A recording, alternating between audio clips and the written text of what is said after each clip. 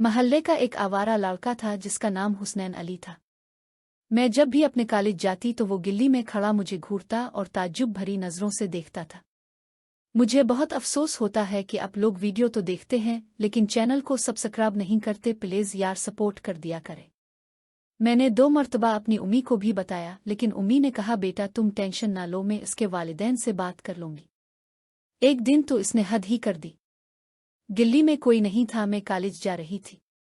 इसने मेरा हाथ पकड़ा और एक कोने में ले जाकर कहने लगा कि आज तो तुम्हें मेरी बात सुनकर ही जाना है। मैंने इससे अपना हाथ छुड़ाने की बहुत कोशिश की लेकिन इसने बहुत मजबूती से पकड़ा हुआ था। मुझे अजीब सा महसूस हो रहा था। फिर मैंने हिम्मत की और उससे कहा प्लीज मुझे छोड़ दो। इसने कहा मेरी बात सुनो, मैं तुम्हें हर रोज देखता हूँ। ये मुझे भी मुनासिब नहीं लगता लेकिन मैं तुमसे बहुत ज्यादा मोहब्बत करता हूँ और तुम्हारे बगैर रह भी नहीं सकता।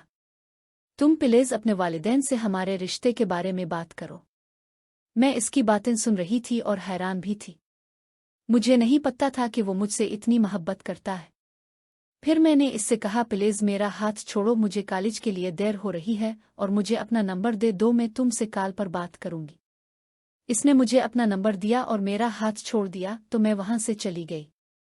जब मैं रिक्शे में बैठी कॉलेज जा रही थी तो मैं यही सोच रही थी कि ये मेरे साथ एक अजीब वाकया हो गया है। जिसे मैं पागल समझ रही थी वो तो मजनू निकला, लेकिन मुझे ये इल्म नहीं था कि इसके मेरे बारे में ख्यालात और इरादे कैसे हैं। खैर मैं कॉलेज चली गई। जब रात को वापस आई तो सोच रही थी कि इसे कॉल करूं आना करूं। इसी कश्मकश में मैंने इसे कॉल कर ली और कहा कि मैं इरम बात कर रही हूं। इसने कहा मुझे तुम्हारी आवाज से ही पता चल गया है। सुनाओ क्या सोचा तुमने? मैंने कहा इतनी जल्दी क्या है, मुझे थोड़ा वक्त दो, मैं तुम्हें सोच कर बताऊंगी। इसने कहा कोई बात नहीं लेकिन जल्दी बता देना।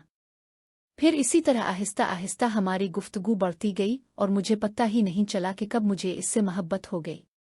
मैंने अपनी उम्मी से इसके बारे में बात की तो उम्मी ने कहा पहले तुम उसकी शिकायतें लगाती थीं, अब कह रही हो कि तुम्हें इससे मोहब्बत है। देखना कहीं वो तुम्हें धोखा ना दे दे। उम्मी ने तो मुझे समझाया लेकिन इस वक्त मेरी समझ में ना आया क्योंकि मैं जवान भी थी और नादान भी। फिर मैंने इसे कहा कि मैं तुमसे अकेले में मिलना चाहती हूँ। इसने कहा ठीक है। इसने मुझे एक जगह बुलाया और मैं शाम 5 बजे इसके पास चली गई। जब मैं वहां पहुंची तो मेरे होश अलिफाड़ गए। इसके पास पहले से एक लड़की बैठी हुई थी।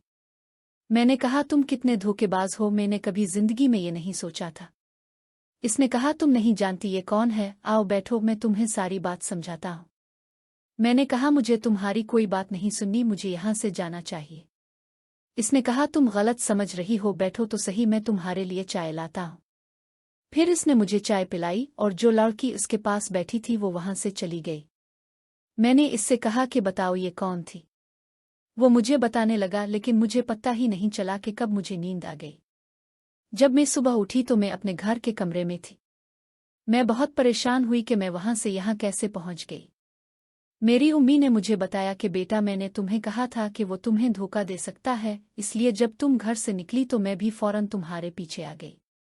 शुक्र करो कि मैं वक्त पर पहुंच गई, वरना तुम्हारे साथ जो होना था वो तुम सोच भी नहीं सकती थी।